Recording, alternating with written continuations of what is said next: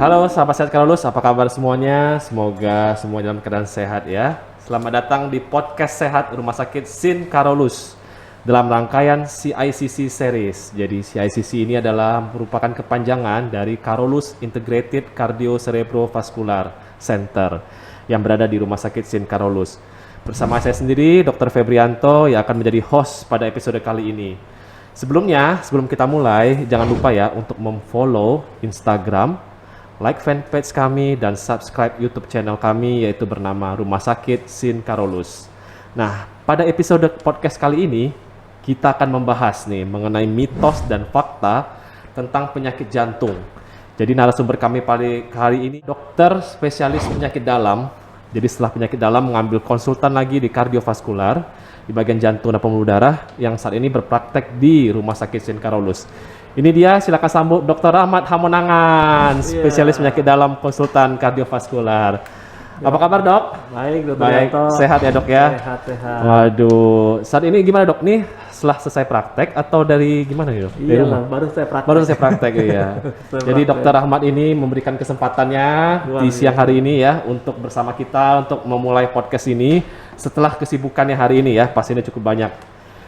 Gimana dok, selama ini kalau melihat kondisi saat ini dok, penyakit jantung ini sebenarnya banyak, berkurang, atau sama aja dok dengan tahun-tahun sebelumnya? Ya sebenarnya secara penelitian teori itu ya penyakit jantung ini adalah masih nomor 3 besar lah ya di seluruh dunia termasuk di Indonesia ya. Dari kardiovaskuler yang kalau dilihat mencakup ya, dari jantung koroner ya stroke dan lain sebagainya itu ya kecenderungannya akan makin meningkat di dunia ini. Iya. Hari ini kita mau bahas mitos dan fakta nih dok. Tapi sebelum ke situ, kalau dokter sehari-hari berpraktek dok ya, banyakkan kasus jantung atau pembuluh darah dok? Kan dokter penyakit jantung dan pembuluh darah. Ya sebenarnya antara jantung dan pembuluh darah itu nggak bisa dipisah, itu satu kesatuan. Oke. Ya kan? Jadi satu kesatuan ya. Yes. Udah berapa lama nih dok berkecimpung di dunia jantung dan pembuluh darah ini? Ya sebenarnya dari lulus penyakit dalam 2010 ya udah langsung buset. berkecimpung situ. Udah 11 tahun ya dok ya, hampir 11 tahun. Masih kecil ya. Pasiennya dok, kalau sebelum kita bahas ini, pasiennya itu banyak yang muda atau yang tua atau sama aja dok? Ya kebanyakan penyakit jantung itu penyakit karena terkait dengan degeneratif juga ya, kebanyakan penyakit usia tua. Ya. Mungkin kalau sobat-sobat sekalian yang sehat bisa tahu bahwa Dr. Rahmat ini kalau di YouTube-nya, di Instagram-nya banyak sekali nih memberikan pencerahan, ceramah tentang penyakit jantung dan pembuluh darah. Kalau mau sebelum-sebelumnya tentang apa harus lihat ya di Instagram ya dok ya, Instagram, di YouTube kami banyak sekali nih Dr. Rahmat, udah terkenal kayak artis ini dok ya. Oke. Baik dok, kita mulai ya dok ya. Boleh. Ini banyak sekali dok pertanyaan-pertanyaan mitos dan fakta kita nih dok. Hoax atau tidak gitu ya. Kayaknya kalau kita bahas semuanya bisa sampai besok nih dok kita dok. Kapan dicicil aja. Nanti kita berikan podcast yang kedua boleh ya dok ya. Ini Iya, baru yang pertama dulu ya. Semoga yang pertama ini teman-teman sahabat sehat kalian tertarik, lalu nanti bisa ngikut lagi periode-periode kami selanjutnya. Karena memang ini lagi zamannya itu hari hipertensi sedunia dok. Betul, baru kita rayakan ya. Iya, jadi kita mau membahas tentang jantung. Jadi Karolus ini selama 2 minggu ini banyak sekali tuh di Instagram, YouTube, Facebook semuanya tuh harus lihat tentang jantung dan pembuluh darah. Nah, sekarang saya mau bertanya itu dok. Ini kita mulai ke topik ya dok ya. Topik ya. Iya, mitos dan fakta dok. Yang pertama dok, kalau orang punya sakit jantung, itu pasti nggak dia punya tekanan darah tinggi? Oh gitu. Jadi kalau pasti orang sakit jantung pasti nggak punya tekanan darah tinggi. Jawabnya nggak pasti. Oh, nggak selalu? Ya kalau dibilang penyakit ini penyakit jantung koroner kan? Iya. Nah penyakit jantung koroner itu kan faktor risikonya banyak, bukan hanya darah tinggi. Jadi bisa aja kolesterol, diabetes, darah tinggi, ya usia, genetik dan sebagainya. Jadi kalau satu faktor darah tinggi belum tentu. Walaupun bisa juga multifaktor. Jadi darah tinggi plus diabetes atau diabetes dengan kolesterol gitu. Jadi belum tentu. Belum tentu. Nah, sebelum kita bahas berikutnya, paling banyak penyakit jantungnya yang mana dok? Apakah penyakit jantung koroner atau gagal jantung atau apa dok? Ya, Katup atau apa? paling banyak ya sesuai dengan yang tadi saya bilang bahwa di dunia ini apalagi di Indonesia ya kan ada penelitiannya itu mereka mengaitkan kan dalam satu kesatuan penyakit pembuluh darah tadi. Jadi jantung koroner, stroke itu masih dalam skema yang 3 besar yang paling banyak. Oke. Nah, kalau penyakit jantung koroner itu gejala pertamanya apa nih dok? Yang namanya jantung koroner berarti kan istilahnya itu adanya penyempitan di pembuluh darah yang memberikan makanan dan oksigen ke jantung. Nah, jantung itu kalau kurang oksigen, gejala paling seringnya ya sakit.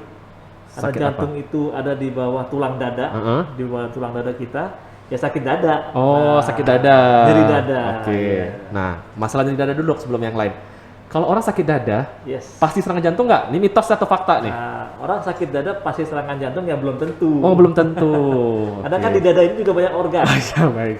Dari kulit, tulang, otot, ya kan, paru-paru, terakhir jantung, Oh. saraf juga ada. Oh, jadi banyak ya. Jadi nggak Banyak. selalu ya. Nggak selalu. Jadi itu mitos dong ya. Jadi oh ya belum Belum tentu. Belum tentu. Belum tentu ya. Susah Ya. juga ya. Walaupun tadi nyeri dada adalah tanda yang paling khas untuk adanya masalah jantung koroner. Oke, Gitu. baik. Selain nyeri dada, apalagi keluhan yang sering dirasakan pasien untuk yang penyakit jantung koroner, serangan jantung gitu. Ya jadi namanya jantung itu kan pasti kan memberikan memompa dan mengisi darah, ya kan. Dan kemudian tadi kalau ada gejala kekurangan oksigen dia sakit. Itu paling utama sakit dada. Oke, yang berikutnya. Berikutnya kalau misalnya dia sudah mengalami yang berat gitu sampai jantungnya lemah, tentu sesak. Oh. Sesak. Dia itu mengarahnya ke arah jantung lemah. Oke. Kalau ini mitos fakta lagi. Orang sesak semuanya pasti serangan jantung nggak nih? Itu belum tentu juga. Sama lu. Bener kan? Orang Oke. paru-paru juga sesak kan? Oh, jadi sakit paru lebih sesak ya? Iya, itu. Jadi belum tentu juga. Oke, oke. Tapi orang sakit jantung bisa gejalanya sesak. Oh, bisa gejala sesak iya, ya? Oke, bisa. oke, oke. Nah, kita berlanjut ke mitos berikutnya dok. Mitos atau fakta nih. Kalau orang punya riwayat jantung, keluarganya nih, Keluarga ya. ayah atau ibu, Iya. kakek, nenek, kira-kira dia suatu saat nanti pasti nggak kena serangan jantung?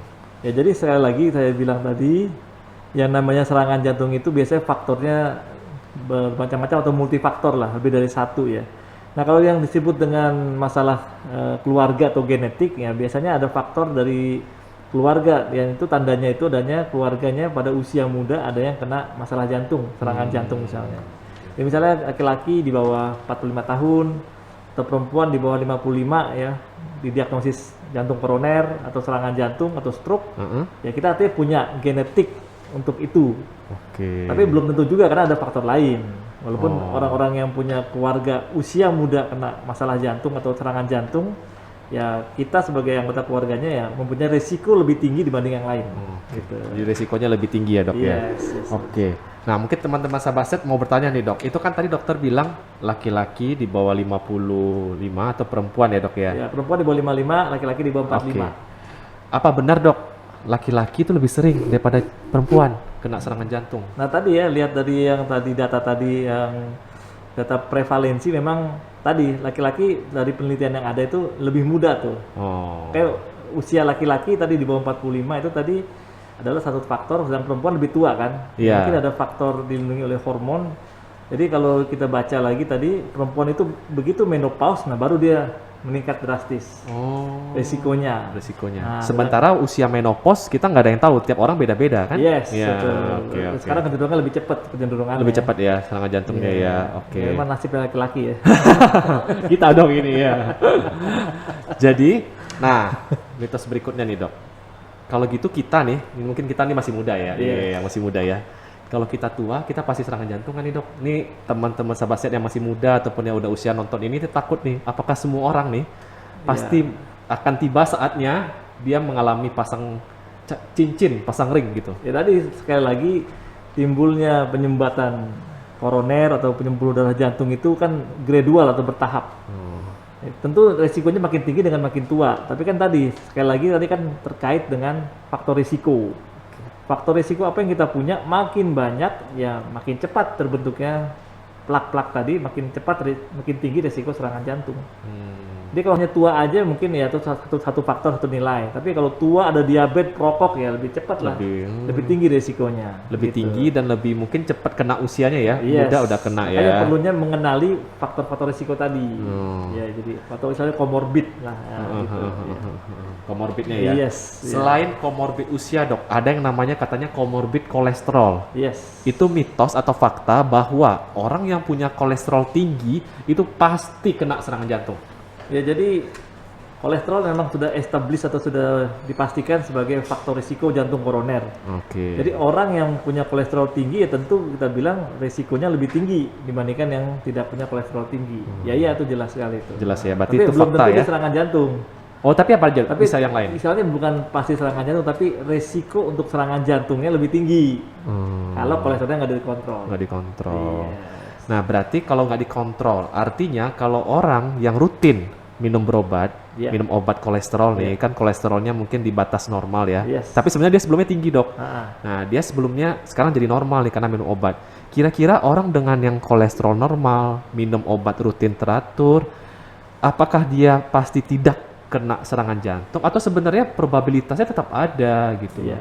Gimana? Jadi dalam dunia kedokteran kita nggak bisa bilang pasti tidak atau pasti iya kan, ya kan? nih, ya benar-benar. Jadi tadi kalau kita misalnya punya kolesterol tinggi ya itu ada risiko. Tapi kalau kita bisa mengendalikannya, kita menurunkan probabilitas itu, menurunkan risiko itu. Oke. Jadi pengendalian faktor risiko berhubungan dengan penurunan risiko terkena serangan jantung. Nah, gitu. Oke. Jadi berarti kalau gitu, Dok, apakah usia muda, ini usia muda mungkin, sebelum nanya, Dok, paling usia muda berapa yang dokter pernah ketemu pasiennya serangan jantung selama pengalaman? Pengalaman saya mungkin ada sekitar 20-an, tapi paling sering 30-40 sekarang sih. Waduh, Nah, 30-40. iya. Paling sering faktor resikonya apa, Dok, yang tadi dokter sampaikan, yang dokter ketemu usia muda ini? Ya sesuai dengan yang kita lihat di penelitian itu kebanyakan sih mereka itu adalah seorang perokok Oke. dan itu tadi makanan kolesterol tinggi. Waduh. Kebanyakan itu. Oke. Nah, rata-rata apakah mereka yang punya kolesterol tinggi itu obesitas nggak, Dok? Atau nggak selalu? Nggak selalu saya lihat sih, tapi ya memang kebanyakan sih mayoritas overweight ya. Overweight ya? Overweight. Nah, obesitas ada juga sih, lebih tapi nggak sebanyak yang overweight. Oke. Kalau orang overweight, Dok, kan dia mungkin agak wanti-wanti ya, overweight, punya kolesterol tinggi.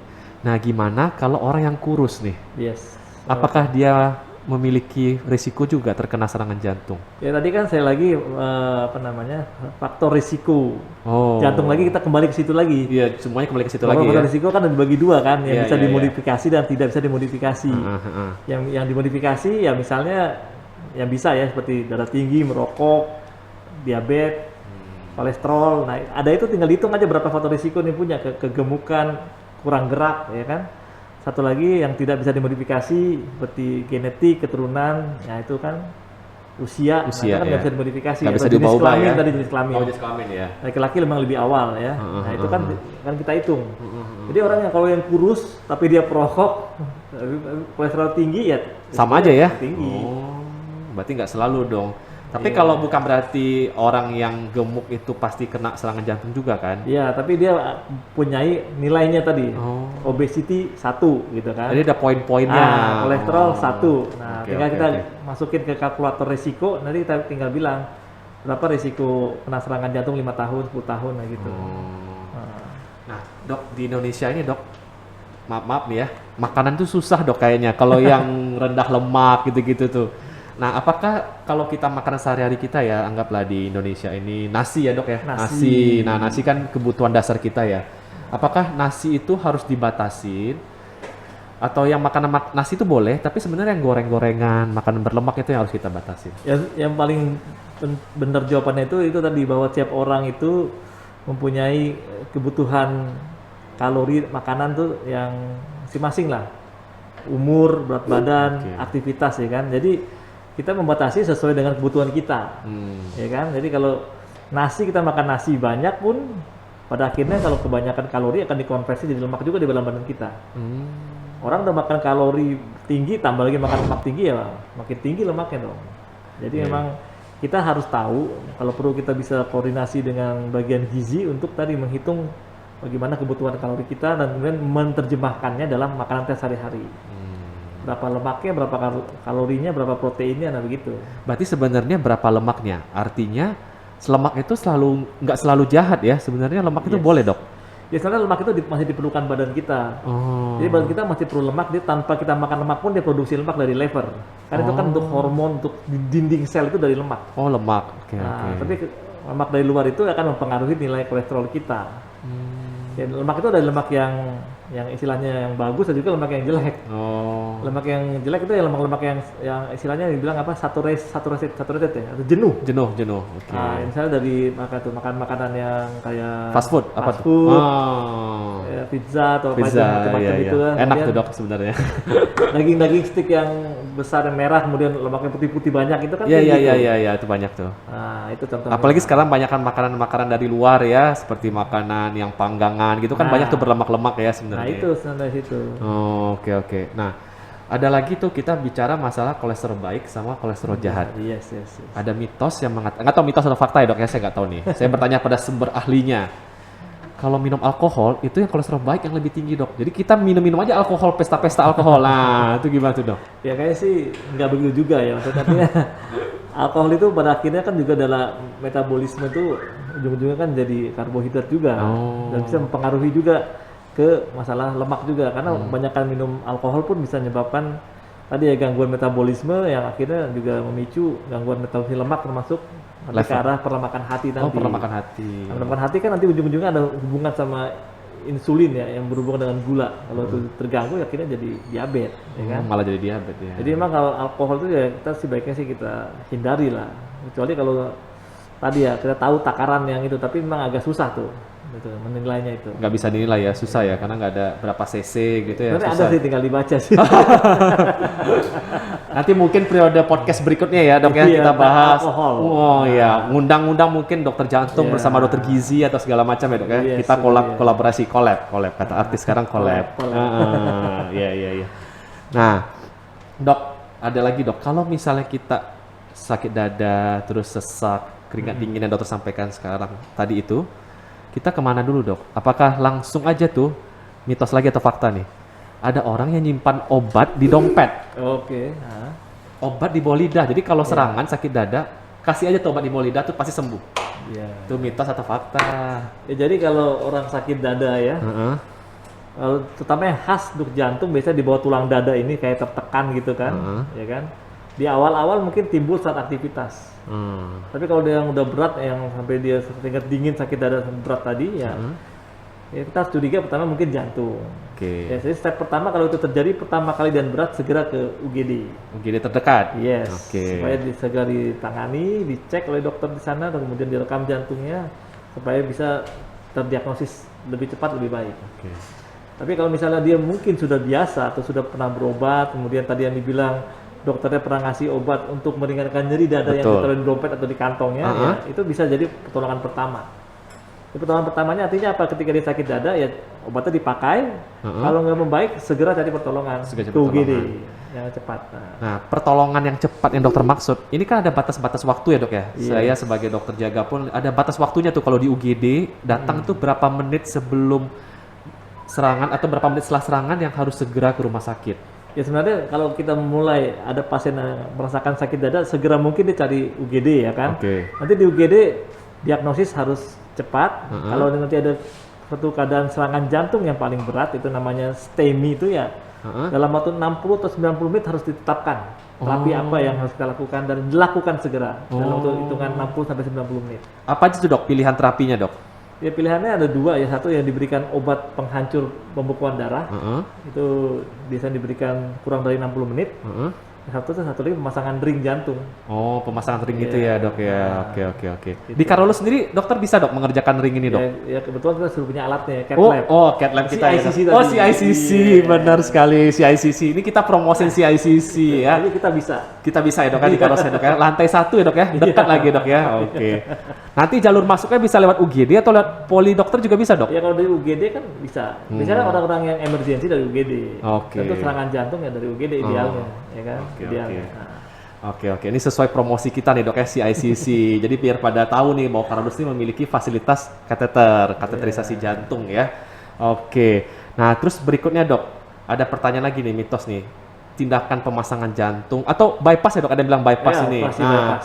Pasti nggak dia membereskan jantung Anda? Artinya dia pasti aman dalam arti tidak pernah lagi serangan dok? Ya namanya kalau dibilang tidak pernah lagi serangan sih enggak ya. Karena kan bagaimanapun yang namanya penyakit jantung itu kan suatu yang proses, yang kejadiannya bertahun-tahun. Oke. Nah kalau kita bilang orang dipasang ring, di bypass, itu kan dibuatkan sesuatu yang baru lagi. Lah sesuatu yang sifatnya natural aja dan dari bayi aja bisa tersumbat, apalagi yang kita buat yang baru. Jadi tetap aja perlu penjagaan, perlu kontrolan semua faktor risiko, obat-obatan mereka harus minum supaya tadi terhindar dari serangan yang berikutnya. Gitu. Masih bisa lah. Masih mereka. bisa ya dok. Dok sakit nggak sih dok dipasang ring itu? Dioperasi dok dadanya dok? Itu bypass. Oh itu bypass. Bypass. Gimana dok? Mungkin sahabat sehat pengen tahu pasang ring itu cincinnya ditempeli di dada atau dari mana dok prosedurnya? Pasang Singkat aja ring mungkin. Itu kita pasang di ini yang pembuluh jantung ya. Pembuluh jantung itu atau jantung koroner itu seperti pipa. Oh. Jadi kita masukin alat ke dalam pipa tadi. Nah, gitu. Masukkan lewat pembuluh tangan atau pembuluh pangkal paha. Oh. Nah, gitu. Di bios nggak dok? Atau bios umum atau gimana dok? Biasanya bis lokal aja. Oh bios Bis lokal. Jadi aja. sakit-sakit dikit lah Iya, ya. seperti orang sunatan lah. Berapa lama dok pemasangan itu dok? Kalau kita lihat Biasanya rata-rata? prosesnya sih kalau sampai melihat gambar, membuat gambar tuh sekitar 30 menit lah. Oke. Tapi kalau sampai pemasangan ring ya sekitar 1 sampai 2 jam tergantung kesulitannya. Kalau ringnya banyak dan susah bisa sampai 3 jam. Dok, maksudnya banyak dan susah. Berapa banyak dok cincin dipasang dalam situ dok? Cincin di ring di jantung bisa dipasang banyak. Oh banyak. Atau pembuluh darahnya bisa kita pasang 2 atau 3 ring bisa, tergantung panjangnya penyempitan. Oh. Pembuluh darah kita padahal banyak loh di jantung kanan, kiri. Ya, kalau gitu. dihitung-hitung kiri misalnya cabang 2, kanan 1. Oke. Jadi ada 3 cabang besar. 3 cabang besar. Iya. Nah, ada orang dok mitos juga nih. Dia bilang, saya kok nggak bisa pasang cincin. Saya disuruh belek dada. Iya. Itu bypass ya dok yang namanya dok? Bypass, Nah, kapan seseorang itu dikatakan dia misalnya harus bypass atau boleh pasang cincin aja? Jadi memang kita dokter ini kita punya kriteria misalnya ya, kriteria yang menunjukkan kapan bypass lebih bagus daripada pasang cincin. Itu ada semua tuh. Kita punya panduannya, punya ilmunya. Oke. Ya, jadi kalau misalnya contohnya misalnya penyempitannya panjang, kemudian banyak yang sudah berkapur atau di pembuluh darah utama kiri, nah itu juga memang idealnya di bypass. Oh, di bypass. Idealnya. Oh. Tapi sebenarnya ada penilaiannya juga. Jadi kalau orang yang kita kita kateter, kemudian ada hasilnya, kita diskusikan bersama-sama, nah itu tadi kita ambil keputusan terbaik antara cincin atau di bypass.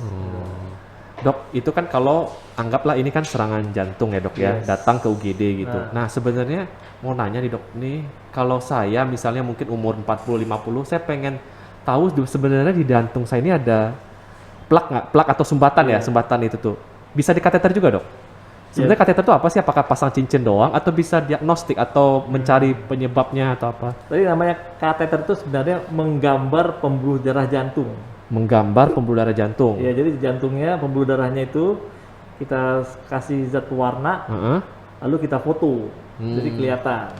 Nah, sebenarnya kita tidak serta-merta kateter ada indikasinya. Oh. Ya kan, orang yang di kateter artinya kita mempunyai indikasi kuat ada penyempitan atau ada penyumbatan. Oh. Jadi banyak pemeriksaan yang bisa kita lakukan sebelum orang ke Kateter. Oh, jadi nggak selalu serta-merta datang, dok, saya mau di kateter nih. Saya biar tahu saya jantung saya ada sumbatan apa enggak. Itu bisa, nggak bisa. Ya kalau orang yang minta, tapi kita enggak lah. Kita kan sesuai dengan indikasi. Oke. Karena bagaimanapun itu kan tindakan yang invasif atau yang istilahnya masuk ke dalam jantungnya kan. Ya tindakan Dan kemudian lokal lah. ada risikonya juga ya. Kita kan dokter selalu menimbang-nimbang risiko dan, benefit. manfaat. Oh, benefit. Ya, gitu. Iya. Jadi nggak selalu serta-merta ya. Oke. Nah, kalau pasien itu sudah dipasang ring, dok, ada orang nih yang bilang, saya sudah dipasang ring. Yes. Saya harus minum obat seumur hidup. Sama aja dong, ngapain saya pasang ring? Saya minum obat seumur hidup juga. Itu mitos atau fakta? Ya, jadi, Sudah dipasang ring nih? jadi memang orang dipasang ring dengan orang yang nggak dipasang ring ya obatnya memang harus rutin. Oh. Ya iya itu benar. Tapi Benar orang ya, yang fakta ya. dipasang ring setidaknya yang membuat mereka lebih tenang itu adalah aliran darahnya lebih lancar. Ya kan kita buat pembuluh darah baru kan. Kita pasang ring atau dibuatkan bypass sehingga aliran darahnya lancar. Aliran darah yang lancar itu akan mengurangi resiko serangan jantung. Serangan jantung. Ya, obatnya tetap sama. Obatnya tetap sama. Tapi orang-orang yang nggak dipasang ring ya tadi dengan yang tersumbat tadi kan lebih tinggi dia risikonya untuk serangan lagi. Jadi kalau dia serangan sekarang, sudah dipasang ring, dia minum obat rutin nih, teratur. Yes, teratur. Mitos atau fakta, dia mungkin nggak dipasang ring lagi tahun berikutnya, 2 tahun lagi. Ya masih bisa. Aduh, nggak selesai. Masih bisa. Yang pertama kalau misalnya ya pemasangan ring itu kan tadi ada indikasi ya. Iya, Misalnya iya. kalau di pembuluh darah yang mayor atau yang besar itu 70% penyumbatan misalnya gitu kan. Kalau misalnya dia datang pertama kali yang kiri 70%, kanan cuma 50%, kemudian dia lupa untuk mengontrol faktor risiko, yang kanan kemudian kena serangan lagi, dicek 70%, dan mau nggak mau dipasang lagi dong. Oh iya, supaya kebuka lagi Iya, ya. atau ringnya yang di kiri lupa minum obat atau jarang minum obat, ya tersumbat lagi ringnya. Mau nggak mau kan akhirnya dibalon lagi atau di ring lagi gitu kan. Jadi panjang ya. Jadi memang harus rutin berobat Itu ya. harus. Berapa lama sih dok orang kontrol setelah pasang ring itu? Apakah tiap bulan, tiap 3 bulan, atau tiap tahun, atau gimana dok? Ya sebenarnya itu tergantung dari ininya ya. Mungkin di awal-awal setelah pemasangan ring kita mungkin ketemu lebih sering, misalnya 2 minggu 1 bulan. Tapi kalau dia stabil ya bisa per 3 bulan. Bahkan pasien yang benar-benar stabil nggak ada perubahan obat bisa 6 bulan sekali kita cek. Oh, tapi dengan catatan 6 bulan dokter ngeresepin obat untuk Yes, 6 bulan. ya dia nggak boleh lupa minum obatnya, yang sesuai dengan indikasi ya. Iya, iya, iya. Itu tadi. Jadi artinya dia tetap rutin berobat, Iya, itu kontrol pasti. gitu ya dok ya. Oke, oke, oke. Dokter di Karolus kalau ada yang pasang ring, apakah tiap bulan nanti dokter ke Karolus dok atau gimana dok? Ya tadi, makanya saya bilang kan tergantung tadi ya. Kalau misalnya di awal-awal mungkin iya, mungkin dari kita monitor 1 sampai 3 bulan. Kalau stabil nggak ada keluhan, nah itu bisa buat 2 bulan, 3 bulan untuk kontrol. Dokter tiap hari ya dok praktik di Karolus dok? Kebetulan iya. Kebetulan iya ini. Pagi sampai sore atau pagi sampai siang nih dok? Lagi sampai jam-jam 2 jam 3 lah Oh, ya. jam 2 jam 3. Jadi mungkin kalau yang pengen lihat Dokter Ahmad bisa datang ya dok ya ke poli kita Rumah Sakit Karolus. Nanti bisa lihat di Instagram, YouTube ya alamat kita di mana dok ya. Dok nih masih banyak nih dok mitos fakta kita nih dok. Tapi ini kita kayaknya terbatasan sama waktu nih dok. Iya, iya. Nah sebelum kita tutup, apakah dokter ada pesan-pesan untuk sahabat-sahabat kita nih yang lagi nonton podcast kita ini nih? Iya. Ya, apa yang harus dilakukan? Yang pertama, gimana caranya mengurangi faktor resikonya serangan jantung? Dan yang kedua, pesan apa untuk masyarakat kita, terutama yang muda-muda ya dok ya? Ini makin banyak nih, rentang usianya Milenial. makin milenial, betul sekali. Silakan dok, ada pesan-pesan silakan dok. Sebelum kita tutup nanti ya dok, silakan dok. Yang pertama tentu mencegah lebih baik daripada mengobati ya kan. Oke. Jadi dari mencegah ya pertama kita harus mengenali faktor-faktor risiko dan tadi berusaha mengatasinya. Faktor risiko sekali lagi dibagi 2 tadi ya, yang bisa dimodifikasi sama yang nggak bisa. Yang nggak bisa ya itu kita harus terima, misalnya genetik, keluarga tadi, sama umur atau jenis kelamin. Sedangkan kalau yang bisa kita modifikasi ya tadi kita harus segera memeriksakan diri tentang kolesterol, darah tinggi, gula ya kan. Kalau kita merokok segera berhenti merokok. Kegemukan, masalah berat badan, sampai masalah kurang beraktivitas. Ya kira kalau kita bisa lakukan itu, pola hidup sehat ya kita bisa mengurangi resiko serangan jantung. Oke, luar biasa nih. Ada lagi dok yang mau disampaikan dok? Ya tadi ya, lebih baik Mencegah daripada mati. Oke, ya betul. Dan tadi jangan lupa kalau kita memang punya faktor risiko ya jangan lambat-lambat untuk kontrol. Lebih baik kita tahu lebih awal. Karena orang Indonesia itu kan punya pameo-nya apa? Jangan dok, saya takut ketahuan. Itu salah. Mendingan dia ketahuan di awal, ditangani, dicegah supaya nggak makin memburuk. Nah itu penting tuh dok, kata-kata penting. Jadi jangan takut ke rumah sakit karena ketahuan saya ada penyakitnya. Tapi kita harus aktif mencari tahu saya sebenarnya di dalam diri saya ini ada apa. Supaya jangan nanti sampai pada saat usia tua malah repot ya dok. Bahkan mungkin ada yang meninggal mendadak ya dok, usia muda dok. Jadi 40 tahun kita harus check up. Check up 40 tahun. Kecuali kalau kita punya faktor risiko, kita ngerokok atau ada usia muda keluarga kita kena serangan jantung atau kita kegemukan ya. Dari 30 harus siap-siap. 30. Setiap berapa tahun? Kalau untuk cek kolesterol itu 5 tahun sekali, kalau nggak terlalu tinggi bisa dilakukan 5 tahun sekali. Tapi kalau ada masalah bisa lebih awal. Oh, di bawah 5 tahun. Setahun sekali atau 2 tahun sekali ya. Oke, luar biasa. Ya Dokter Ahmad Hamonangan, SPPD KKV, terima kasih banyak. Ini adalah bincang-bincang seru kita ya dok, sekitar mitos dan fakta tentang penyakit jantung. Masih banyak dok nih pertanyaannya kita dok. Nanti karena kita keterbatasan waktu, maka nanti kita adakan podcast seri yang kedua ya dok ya. Nanti Dokter Ahmad selalu siap mengikuti podcast kita bersama sahabat sehat Karolus. Semoga informasinya sangat bermanfaat ya bagi sahabat sehat sekalian.